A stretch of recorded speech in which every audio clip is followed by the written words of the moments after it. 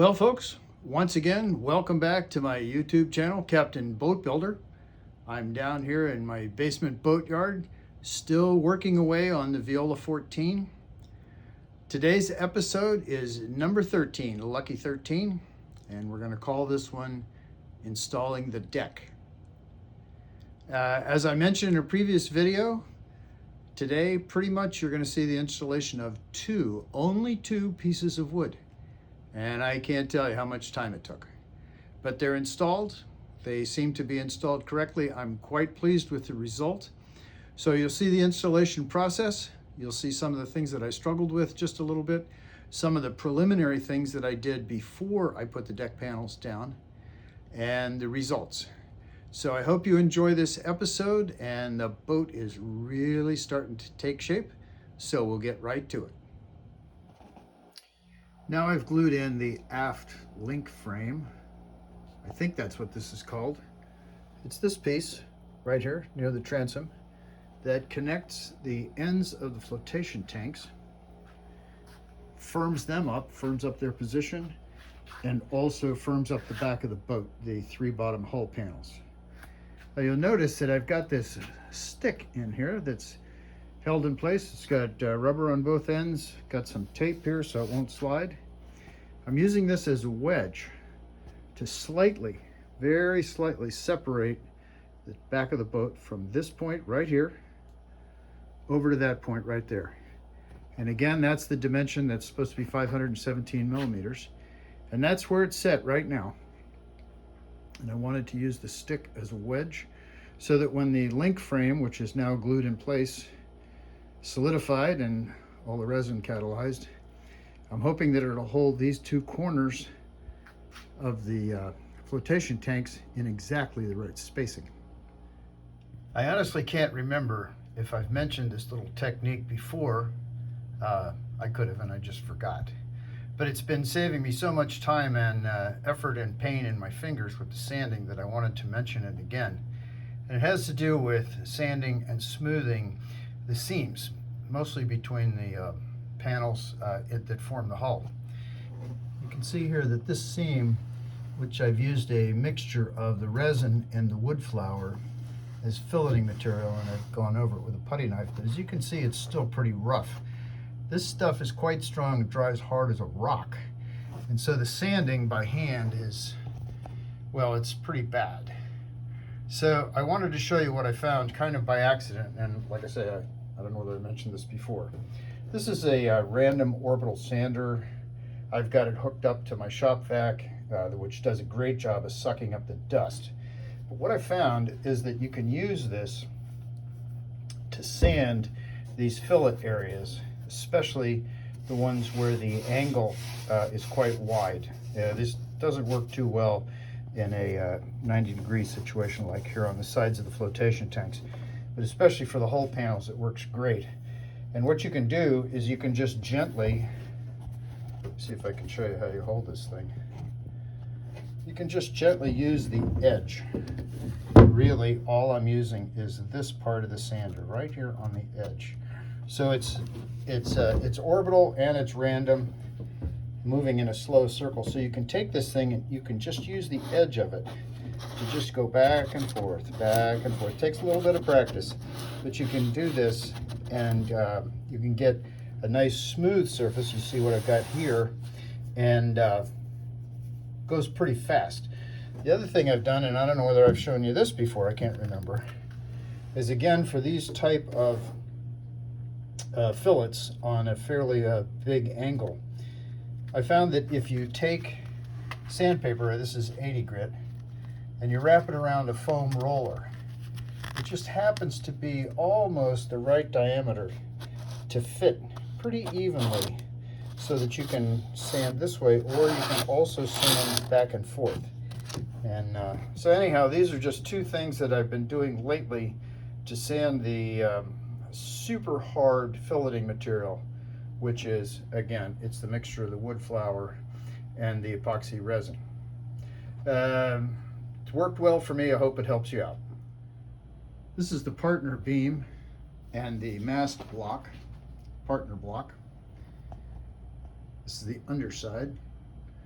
I glued it together and completely painted the underside before I installed this in the boat, and the reason I did this was I just hate painting upside down. Well, at last the partner beam and the partner block are installed. I'm just waiting for the epoxy to set up. As shown in the instructions, here's the screw. I just used one in the reinforcing plate. And the nice thing is that it's all painted underneath, so that's all finished. The only thing left is just a little touch up here on the edges, on the front and back side. But that's finished. That's the last piece before I connect the deck. As I get ready to glue the deck down, I want to show you something here that took quite a bit of time. I want to show you the match between the curve of the deck planking and this groove where the deck is going to sit. You can see that the curve matches the groove pretty well. And this took quite a bit of time and constant, a little sanding here, a little sanding there, and fitting.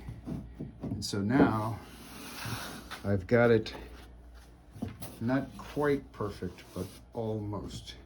So you can see there's a really small gap in here that's going to be filled in with the mixture of the epoxy and the wood flour. So that took quite a bit of time, but it fits really nicely the whole length. I'm going to get a nice smooth bond, and we're going to have a nice transition from the deck to the little piece of the hull to the gunnel. It's all going to be nice and smooth. One little check I did for the uniformity of the curve. As you can see here, these are the panels for the decking, and one's right side up, one's upside down, but they're on top of each other, and you can see that I've set them back just a little bit. They're staggered just a little bit so that you can clearly see what's going on here. And I wanted to show you, this is the uniformity of the curve. And this is the curve for the top piece and the curve for the bottom piece. And so now you can see that the panels are quite uniform, and it's just an indication of how the curve went on the side of the boat. This is the way that I pre-coated the underside of the deck. This piece is actually for the starboard side, and it's going to be flipped over and it's going to go on the other side. But I just wanted to show you that I pre-coated this part with paint, and this is going to be on here, so that now when this is all glued together, this underside here will be pre-painted. Again, I hate painting upside down. So when I get ready to glue the deck on, what I'll be doing is all of this raw wood that you see is going to get one coat of epoxy that's going to be allowed to penetrate maybe for a half an hour, maybe even a little bit longer. And I'm also going to use the epoxy in advance on the edge of the in-wheel, or the deck cleat as they would call it, and all of these surfaces where there's going to be a bond. Everything you see that's raw wood, that's going to be saturated with epoxy before I use the mixture of wood flour and epoxy to glue it down to fill in all the gaps. So I'm just about to glue these panels down, and man, it's taken a long time. I'm finally getting ready to glue the deck down, and I just wanted to do one last check to make sure that everything is exactly the way I want it before I start putting down the epoxy, because after that I can't do a thing. So I wanted to show you here, I'm using the camber template to check.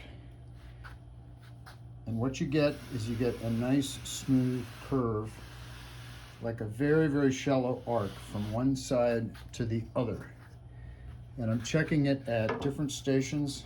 You can see how it works here, and you can see that it's just about right there. And there's another check, and there's the last check down toward the transom. So it looks great. Well, it looks great except for one thing, and this is again, where I'm trying to fess up to my own mistakes. So I just wanted you to see what I've discovered in spite of the endless measurement that I did. You can see here that the only reason that I've got the correct camber on the deck is because it's shimmed up. You can see the spaces. It's shimmed up with, of all things, tongue depressors that I slid in the space and positioned them just right so that the camber would be correct. But what I realized is even after all my careful measurements, I cut down the top edge of the planking for the flotation tank. I cut it too low. And I've got to tell you, I measured and sighted this so many times I can't remember, and I still didn't get it right. But now, with the deck shimmed up on top of this side panel for the flotation tanks, I now have the correct camber and it's nice and even. But it was clearly a mistake on my part, and I cut the tops of the side tanks down too far, and all the checking that I did with the camber gauge, I was doing something incorrectly. But now I've got it the way I want it, and that space that you see, that will be filled with a mixture of epoxy and wood flour, and that'll produce an extremely strong joint. I'll be able to smooth it out, and it's going to look just fine. But there's a big mistake. Strangely, that's on the starboard side. Strangely, on the port side is almost correct without any shimming, which I don't understand. Now I have both sides of the decking glued down. The starboard side here is glued, and it's set up.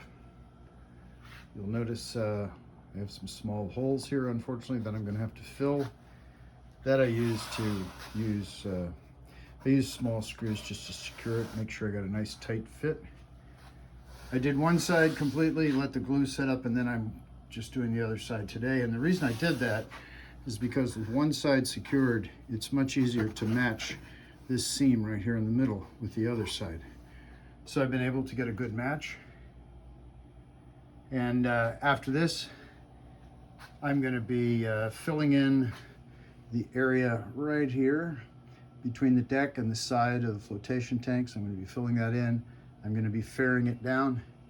And then I'm going to be starting to coat it with epoxy. And I'm thinking that originally I was going to paint the deck. But the wood grain is so nice, now I'm starting to think that maybe I'll just do it natural. And I have to put 3 coats of epoxy on it anyway, so I'll have a really good idea of what it's going to look like when it's natural finish. Just as a reminder, remember I mentioned that I did secure some of these pieces with small screws, like this one right here. Tried not to screw it in too tight to mash the wood down.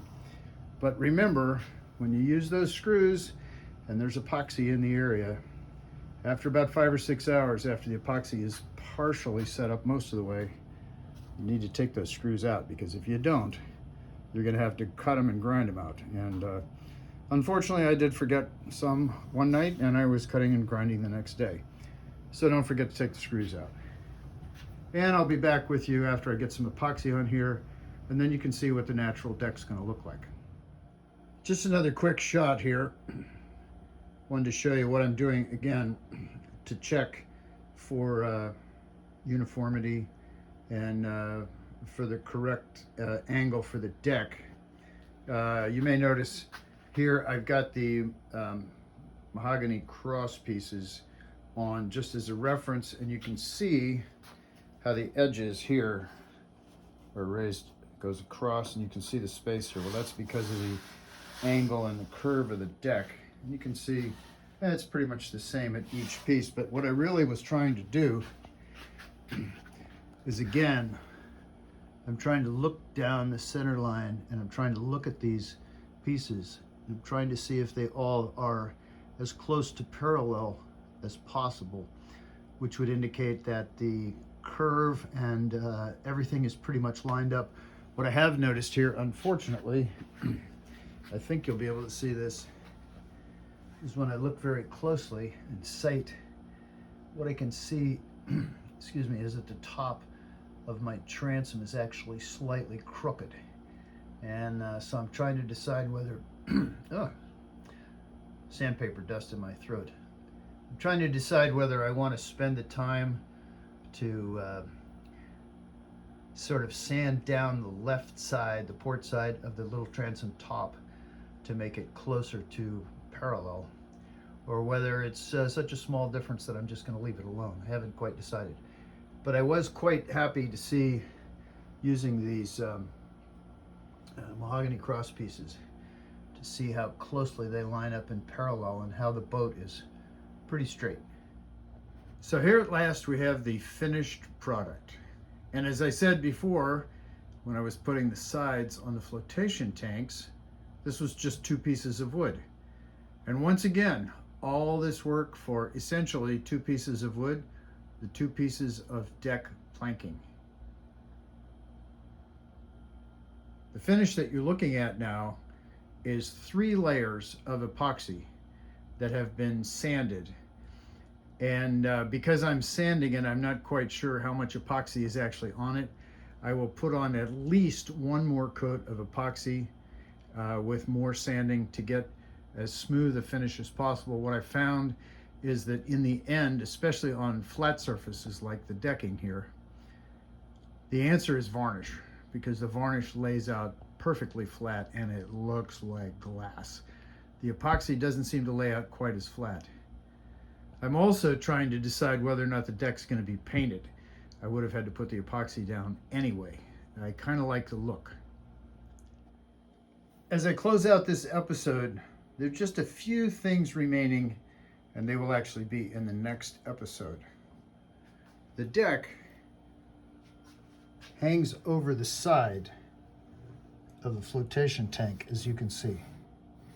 It's just a little bit too big. I haven't trimmed it yet, and this I'm hoping to be able to do this with a router, and so the deck here will be flush with the side of the flotation tank.